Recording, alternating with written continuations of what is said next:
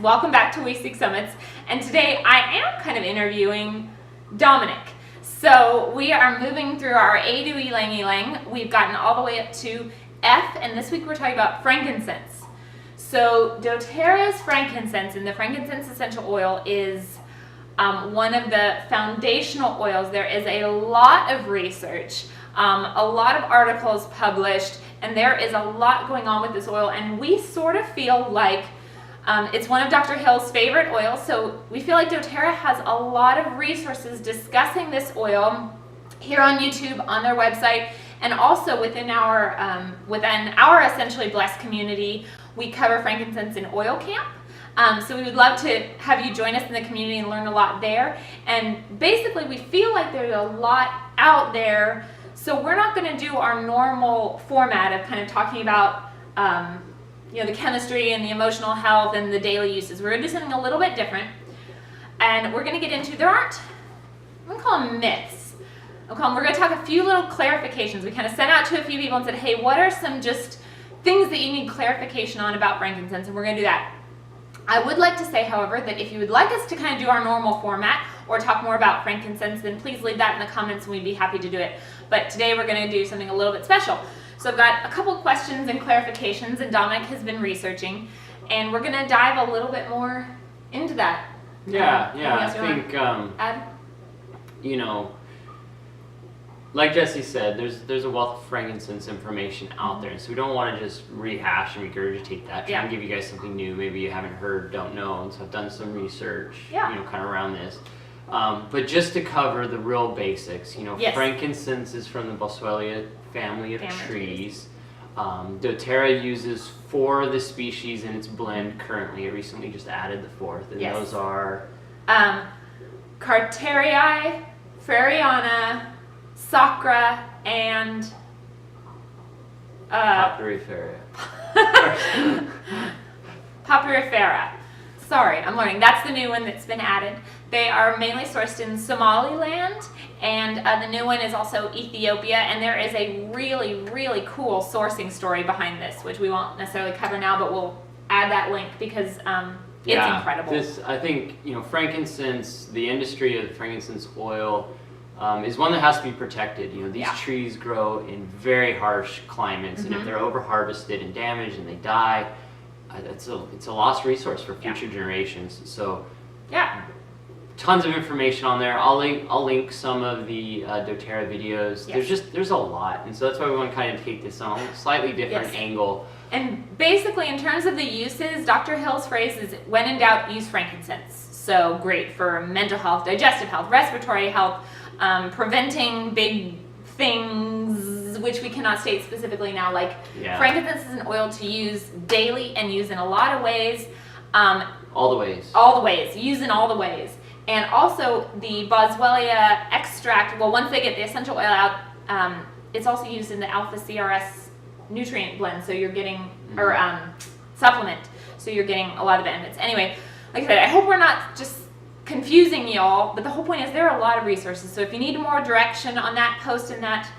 But let's get into some of the questions and clarifications on frankincense. So one, frankincense, gold, and myrrh were given to the baby Jesus. Did Jesus receive a little bottle of frankincense essential oil? It was from doTERRA, I'm sure. Yeah, I'm sure it was from doTERRA. doTERRA for Jesus.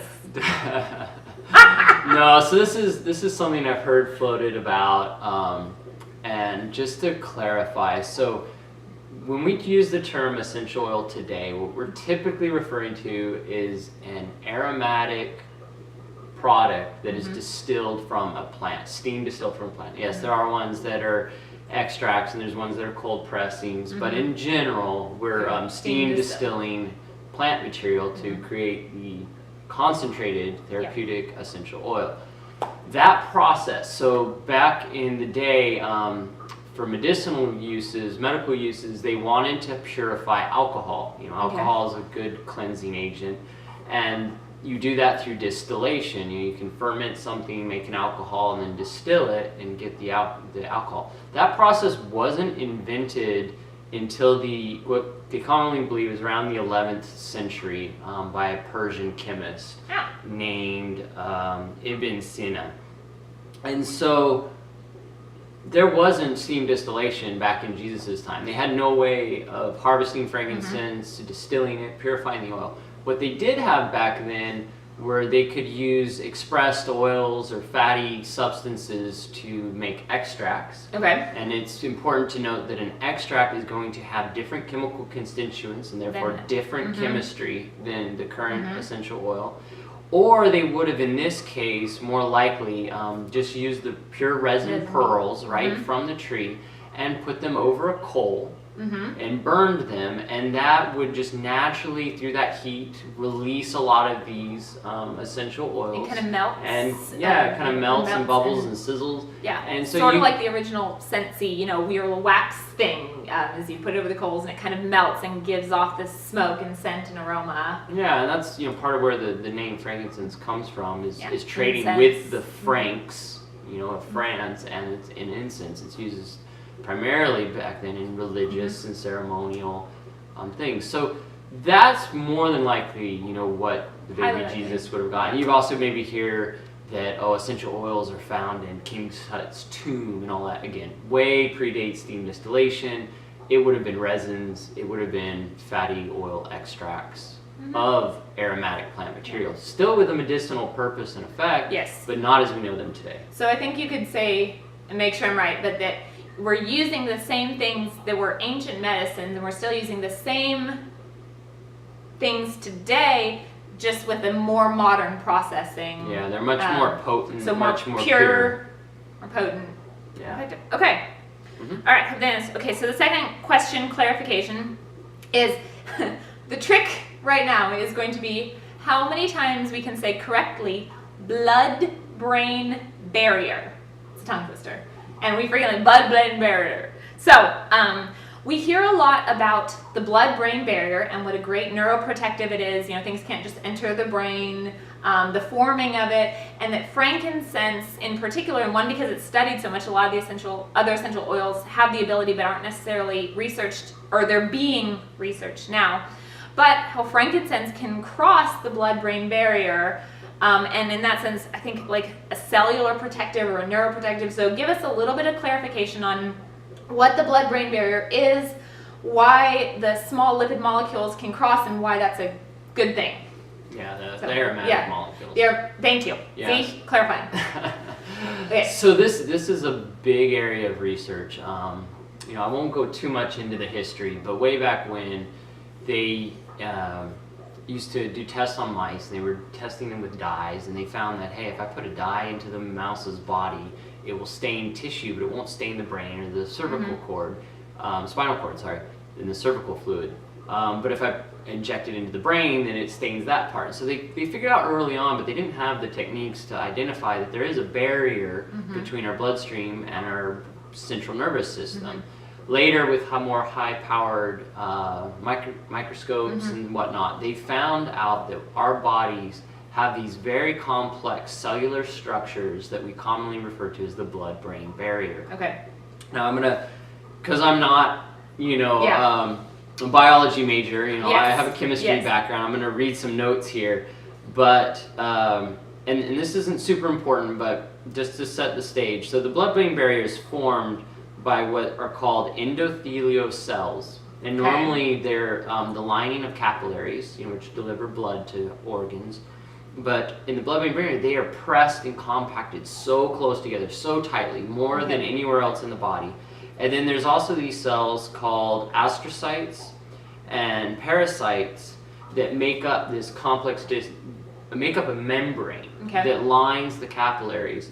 And the only thing that can go through this membrane, it's a semi-permeable membrane, are water, some gases, and small fat-soluble molecules, primarily up until the size of sesquiterpenes. So frankincense is an oil that is made up of monoterpenes and sequiterpenes primarily, and those isoprenes are so small, such a small molecule, they're actually able to diffuse across the blood-brain barrier and enter into the brain. So a lot of medical research right now is going on for drug therapies, for example, if they want to treat the brain with a drug therapy, they have the problem of how do I get that drug into the brain? Because like this barrier is preventing it. And so, you know, they're trying to figure out ways to trick the body to transport said drug into the brain.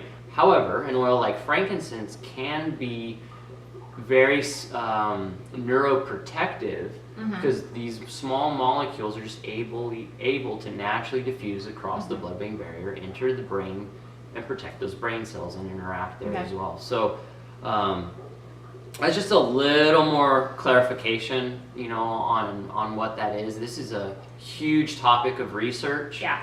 Like I said, you know, for drug therapies, but also in essential oils, because you already have that ability for these compounds to transport across that membrane.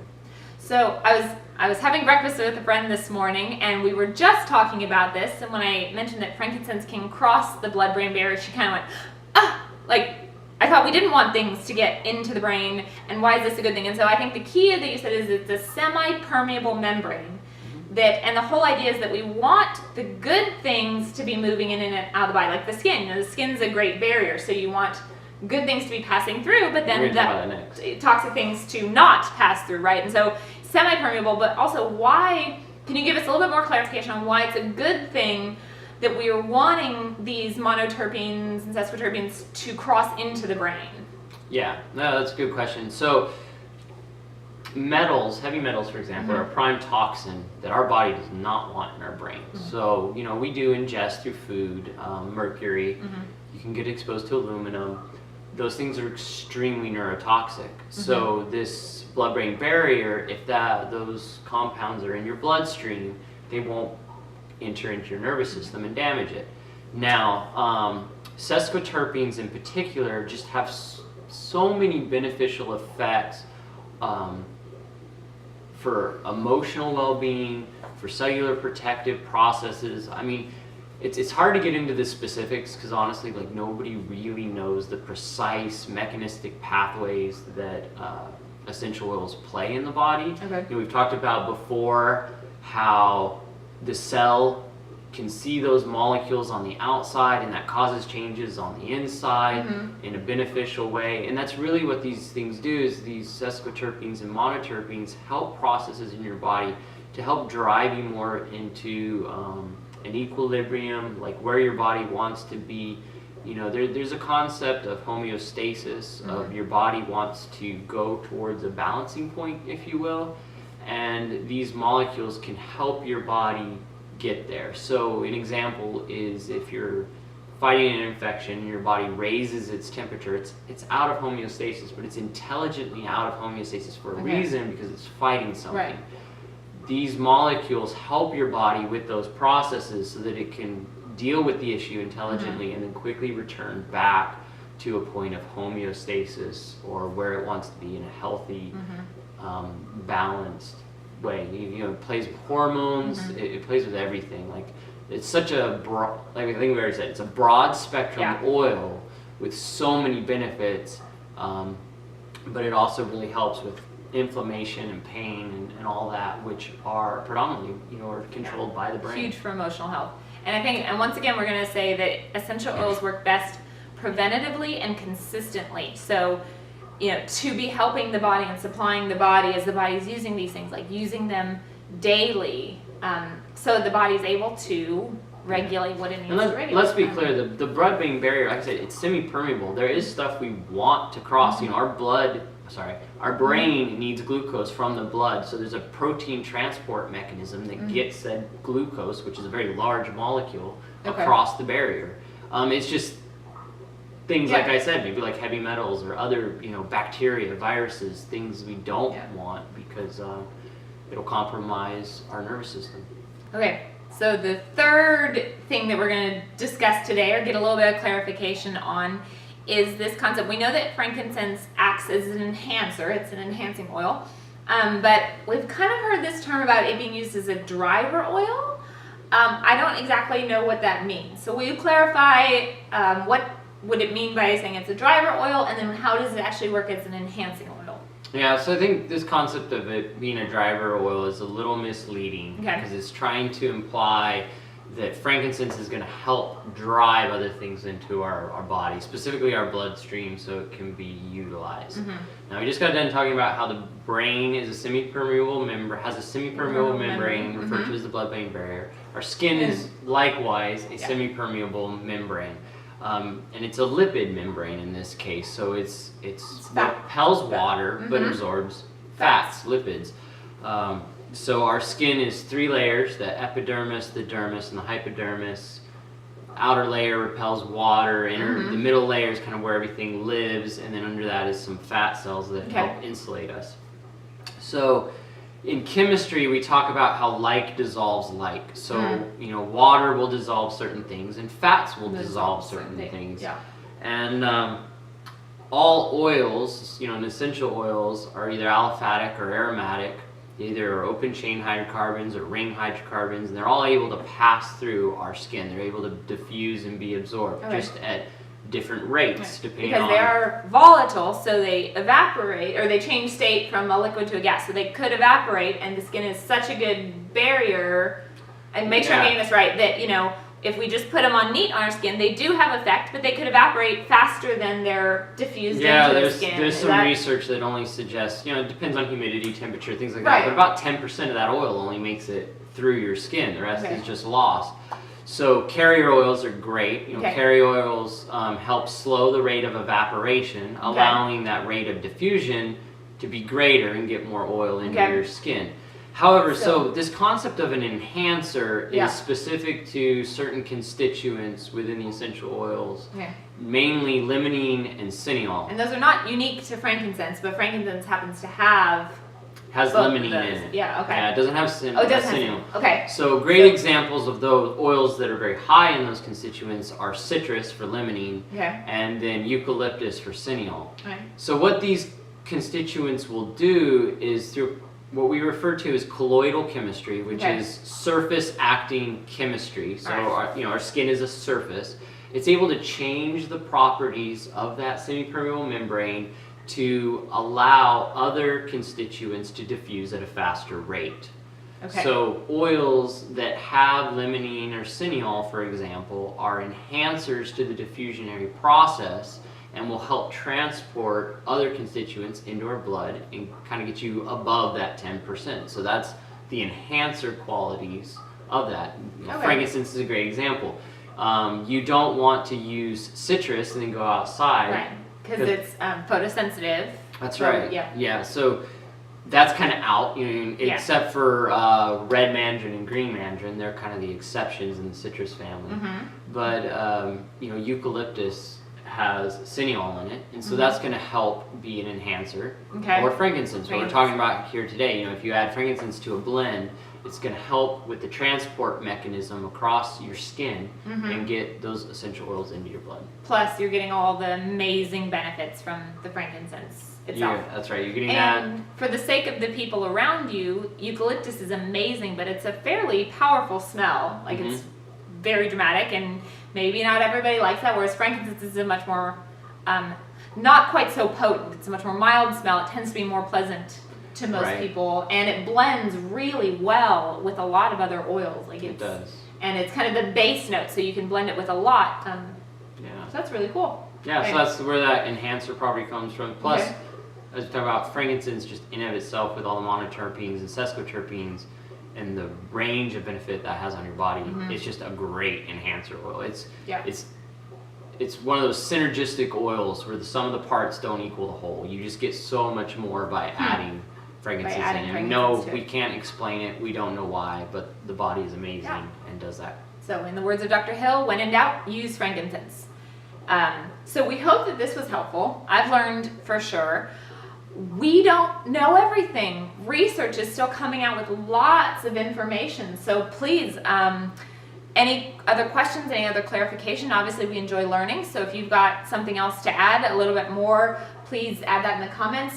Also, at the bottom of every description of every video that we have is a Google link to a form that you can ask specific questions, comments. If you would like to make suggestions for future videos, that would be a great place to do it. Also, if you're like, hey, I do want to know more about frankincense, I am ready to do doTERRA, I'm ready to join your Essentially Blessed community, you can also fill out that Google form and we would be happy to hook you up with oils and get you using them in your home. I think that's it for this. Yeah, kind of a deep dive into maybe some questions on frankincense, what we learned. We'll be back to our normal format next week as we discuss geranium. Geranium. Yeah, thank you.